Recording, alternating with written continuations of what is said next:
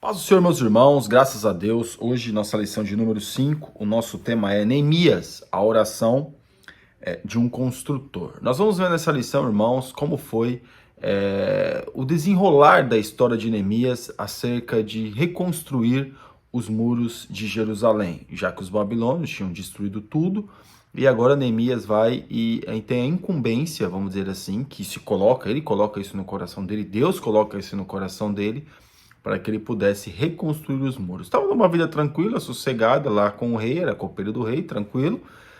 E Deus tocou isso no coração dele, ele ficou indignado, e aí começou toda vamos dizer assim, a pessoa ter uma atitude, aí começou toda a atitude de Neemias para reconstruir os muros. Nesse inteirinho veio muitas dificuldades, muitas situações, mas com a oração, Neemias conseguiu vencer as adversidades, vencer aqueles que eram adversos também e com certeza alcançou a vitória.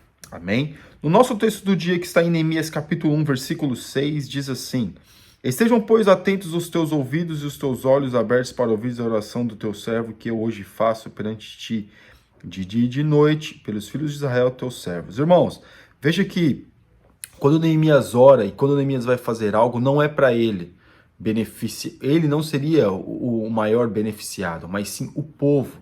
Então aqui, meus irmãos, nos dá uma lição de que quando nós formos orar, não é somente por nós que nós temos que orar, nós temos que orar pelas pessoas, nós temos que interceder pelas pessoas, fazer o bem para o próximo. Aqui na nossa síntese, com Neemias aprendemos duas valiosas lições, que a oração é uma ferramenta indispensável para vencermos os maiores desafios,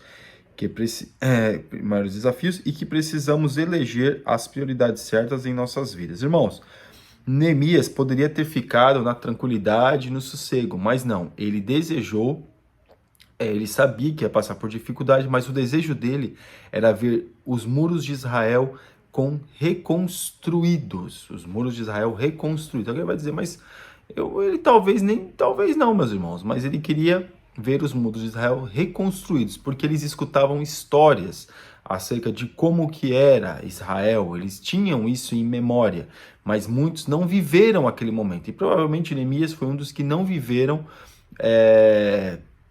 nos muros de Israel, ou na cidade suntuosa, que era Jerusalém, né? Não tão suntuosa, mas era uma cidade bem construída, bem murada, mas Neemias com certeza não viveu isso. Mas a gente vê que mesmo ele não tenha estava vivendo de memórias, ele tomou essa atitude através da oração. Quando Deus falou, quando ele teve isso no coração dele, claro, eu creio que ele foi orar, pedir para Deus e tudo, e aquela coisa, e Deus foi abençoando, e ele com certeza teve caminho aberto, como teve caminho aberto, teve a ajuda do rei para poder reconstruir os muros. No nosso texto bíblico que está em Neemias capítulo 1, versículo 4 ao 11, versículo 4 diz assim: Sucedeu que, ouvindo essas palavras, assentei-me, chorei e lamentei por alguns dias, e estive jejuando e orando perante o Deus dos céus. E disse: Ah, Senhor Deus dos céus, Deus grande e terrível, que guardas o conserto e a benignidade para com aqueles que te amam e guardam os teus mandamentos. Então aqui Neemias já começa a fazer a sua oração. Estejam, pois, os teus ouvidos e os teus olhos abertos para ouvires a oração do teu servo, que hoje faço perante ti, de dia e de noite, pelos filhos de Israel, teus servos, e faço confissão pelos pecados dos filhos de Israel, que pecamos contra ti também, e a tua casa de meu pai pecamos. Ou seja, nós pecamos, Senhor. Nós pecamos. Então, Neemias, ele coloca a sua vida e a sua realidade em pauta. Por quê? Nós pecamos. E não somente a dele, também de todo o povo ao Senhor. Nós pecamos. E aí, de todos nos corrompemos contra ti, ele começa a dizer tudo aquilo que aconteceu. E aí no 8, lembra-te, pois, da palavra que ordenaste a Moisés, teu servo, dizendo: Vós transgredireis e eu vos espalharei entre os povos. E aí, olha, se lembra, Senhor, lembra. E vós vos convertereis a mim e guardareis os meus mandamentos e os fareis. Então, ainda que os vossos rejeitados estejam cabo do céu, de lá os ajuntarei. Ou seja, Deus ia juntar outra vez, né? Esse era o desejo do coração de Neemias. Estas são ainda os teus servos e os teu povo que resgataste com a tua grande força e com a tua forte mão. Então, meus irmãos, nós vemos aqui que Neemias, ele coloca como se tivesse, como não, ele pedindo perdão para Deus de tudo aquilo que o povo teria feito contra Deus, mas agora ele coloca ele entra numa questão muito interessante, que é o quê? Ele fala para Deus aquilo que eles pecaram, mas também começa a falar para Deus das promessas que Deus tinha feito. Então aqui, a oração, quando nós formos orar, nós temos que saber dialogar com Deus através da oração. Então nós temos que saber orar. Não é como nós estamos aprendendo nessas lições, não é colocar Deus na parede, o Senhor tem que fazer o que eu quero. Não, meus irmãos, nós temos que colocar diante de Deus os argumentos, nós temos que argumentar diante de Deus, né? Eu acho que essa seria a palavra mais correta, argumentar. Mas não argumentar no sentido que eu tô certo e Deus está errado. Não, argumentar para que Deus possa ouvir o nosso argumento e através do nosso argumento Deus possa agir na nossa causa. Essa é a realidade. A nossa introdução. No livro de Neemias encontramos relatos que nos revelam preciosas lições acerca da oração, de sensibilidade para com a dor do nosso próximo, da disponibilidade em ajudar a quem precisa, da fidelidade à soberania do Senhor e da integridade do homem que serve a Deus. Então todo o livro ele vai nos trazer a mensagem que nós temos que orar pelo nosso próximo, nós temos que orar pelo nosso irmão, nós temos que interceder. Porque Neemias, como eu já disse, não era o maior beneficiário, não seria o maior beneficiado acerca dos muros reconstruídos, mas sim o povo que lá estava, ou o povo que voltaria. Então, claro, uma cidade que está murada, ela está mais bem protegida. Uma cidade que não tem muro nenhum, qualquer um entra, faz o que quiser e está tudo certo. Mas ele queria, primeiro, para colocar as coisas em ordem, primeiro, teria que reconstruir os muros. Parte 1. Tristeza de Neemias diante da miséria do seu povo, né? Tempos de reconstrução. Claro, irmãos, Neemias, ele ficou muito triste, né? Como a gente vê que a sua sensibilidade, como nós vamos ver até na lição 2, ele ficou muito triste claro, ouvindo aquelas histórias, que a lição não vai dizer tudo, mas ouvindo as histórias, e aí chega relatos de como a cidade está, de como o muro está, de como o povo está desprotegido. Claro, ele ficou assim triste, ficou indignado, não com Deus, mas indignado por toda a situação que estava envolvendo. Então, o que ele começa a fazer? Ele começa a orar, ele chora, ele sente a dor daquele povo, e agora ele começa a fazer o quê? E agora ele tem uma atitude, toma uma atitude. Que atitude é essa? Fazer algo em prol do povo. Ele chorou, ele sentiu, mas agora ele vai fazer algo em prol daqueles muros. Parte 2. Sensibilidade e empatia. Na Bíblia, os nomes dizem muito acerca dos seus personagens. Neemias, no hebraico, significa Yahweh, é o Senhor, tem compaixão. Que preciosa é essa tradução e o seu sentido. Não só o nome, mas o exemplo deixado por este homem também impressiona e nos mostra como deve ser um governante que serve a Deus. Sábio, corajoso, com fé, sensível ao sofrimento dos próximos, íntegro, determinado, justo e humilde. Irmãos, é muito bom nós vemos a questão de Neemias, e isso foi muito... Se ele não tivesse tido esse sentimento, meus irmãos, talvez ele não teria chegado até o fim. Porque quando começou as diversidades, ele teria falado, quer saber, olha, eu tô tão tranquilo lá, vou ficar arrumando problema para mim, que nada, deixa esse povo se virar aí e eu vou cuidar da minha vida. Não, Neemias não fez isso. Neemias, ele cuidou do povo, e todos esses elogios, né, que aqui a lição está fazendo, tudo isso aqui, seria muito bom que nós tivéssemos nos políticos, né? Seria bom que o político fosse assim. Porque o político, como aquele personagem do João Plenário, que diz, eu tô aqui para me arrumar. Então o político, ele normalmente chega até o poder, não é para ajudar o povo, ele chega até o poder para ajudar ele mesmo. E quando ele faz qualquer obra, não é para ajudar o povo. Quando ele faz alguma obra, é para ajudar a ele mesmo.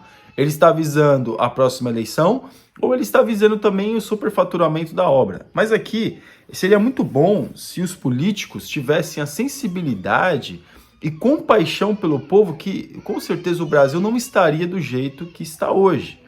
O Brasil não estaria jogado a terra de ninguém, vamos dizer assim, do jeito que está hoje, né? A gente vê que é uma indignação tão grande que nós temos, o brasileiro tem uma indignação tão grande, uma aversão tão grande à política hoje, que é uma coisa visível, né? Que é uma coisa assim que até que boa, só que infelizmente não consegue mudar isso. Mas aqui nós vemos que Neemias, ele tinha esse sentimento acerca de melhora, acerca de buscar o quê? Melhorar algo ao povo, e foi o que ele fez. Aqui na parte 3, um mundo que agoniza. Vivemos tempos que nos permitem traçar muitos paralelos com o drama presenciado por Neemias. Irmãos, Neemias, ele queria cuidar do povo, ele queria melhor aquilo que o povo. Então aqui, nós vemos que seria bom mesmo que nós vivêssemos, que tivesse mesmo pessoas que presenciassem essa questão de Neemias, e no mundo que agoniza, poderia buscar o quê? Uma mudança, porque Neemias viu a angústia do povo, ele via aquela angústia daquele, ele via não, ele ouvia, né, porque ele não estava lá, mas ele ouvia relatos acerca disso, e ele amava tanto o povo dele que ele procurou o quê? Melhorar isso, ele procurou que o povo tivesse uma melhora, tivesse como é que nós podemos dizer? Que o povo melhorasse de vida, tivesse uma condição melhor de segurança, né? De segurança ali na cidade. E aqui na parte 2, Neemias ora e jejua em favor do seu povo. E chorei e lamentei por alguns dias. Irmãos, aí aquela questão que nós estamos falando no começo. Sentir a dor do próximo, sentir a angústia do próximo, ter compaixão com o próximo. Foi isso que Neemias sentiu. Neemias sentiu compaixão do próximo, sentiu compaixão do seu povo. E isso fez a diferença, porque ele não fez algo para benefício próprio. Ele primeiro viu o benefício dos seus irmãos e depois, claro que se os irmãos fossem beneficiados, ele também ficaria muito feliz e muito satisfeito. Mas ele chorou e jejuou por aquele povo. Infelizmente, nós temos dificuldade de orarmos e jejuarmos pela causa do nosso próximo. Mas Neemias nos ensina que nós temos que fazê-lo. Nós temos que orar e jejuar pelo nosso próximo. Mesmo que tenha dificuldades, porque quando começam as primeiras dificuldades, quando é pelo próximo, nós já largamos de mão, quer saber? Olha, para mim não dá, tá tudo certo, tudo tranquilo, vamos ser amigo, e eu também não quero arrumar problema para mim. Mas Neemias não, Neemias enfrentou os problemas, ele jejuou, chorou, porque ele viu que aquilo era para ele. Era como se ele estivesse vivendo na cidade. Então essa fez a diferença. Parte 2, estive jejuando e orando. Irmãos, nós não podemos cessar de orar e de jejuar pelo nosso próximo. Porque cada pessoa vive uma dificuldade diferente no seu dia a dia. Nós temos a necessidade, é um mandamento do Senhor de jejuar e orar pelo próximo. Se orar já é difícil, imagine nós jejuarmos em prol da causa do nosso próximo, em prol da igreja. Mas nós temos que fazer isso. Eu sei que caiu em desuso, né? Vamos dizer assim, desuso essa ferramenta que nós temos de jejuar e orar. Ninguém usa essas ferramentas. É difícil uma pessoa que usa as ferramentas, principalmente a ferramenta do jejum. Mas a lição vai nos dizer, vai nos ensinar que isso é primordial para o nosso fortalecimento cristão. Porque quando nós jejuamos e oramos pelo nosso próximo, automaticamente nós também somos revestidos. Na presença do rei. Durante a audiência com o grande Artaxerxes, o imperador da Pérsia, o monarca lhe fez uma pergunta. Que me pedes agora? Esse fragmento do texto bíblico revela muito acerca da vida de Neemias. Olha, veja bem como Neemias, como o rei tinha Neemias em apreço e Neemias em confiança. Mesmo Neemias sendo de uma outra nacionalidade, nós vemos que Neemias, dentro da casa de Artaxerxes, ele continua dando testemunho de um servo de Deus. Mesmo não estando, vamos dizer assim, supostamente escravo naquela casa, ou naquele palácio, ele continuava sendo um homem de Deus, dando um bom testemunho, porque senão o rei não perguntaria, meus irmãos. Talvez se ele fosse uma pessoa rebelde, que não estava nem aí, que não queria nem saber de nada, que estava só preocupado consigo mesmo, com certeza ele não teria chegado na posição que ele chegou, que era uma posição muito alta e de muita confiança do rei. Então o rei tinha o Neemias em apreço, tinha Neemias como um amigo. Então por isso que ele faz essa pergunta e ajuda Neemias como pode. Claro, teve dificuldades, algumas pessoas atrapalharam a obra, demorou um tempo maior para ser terminada. Porém nós vemos que Neemias era um homem fiel a Deus, era um homem que dava testemunho. E aqui na parte 3, os resultados da oração de Neemias. A resposta ao copeiro do rei. Neemias abriu seu coração e fez a sua solicitação ao imperador Artaxerxes. Após 4 meses, se considerarmos a cronologia apresentada no texto sagrado de jejum e oração, era chegada a tão esperada a hora.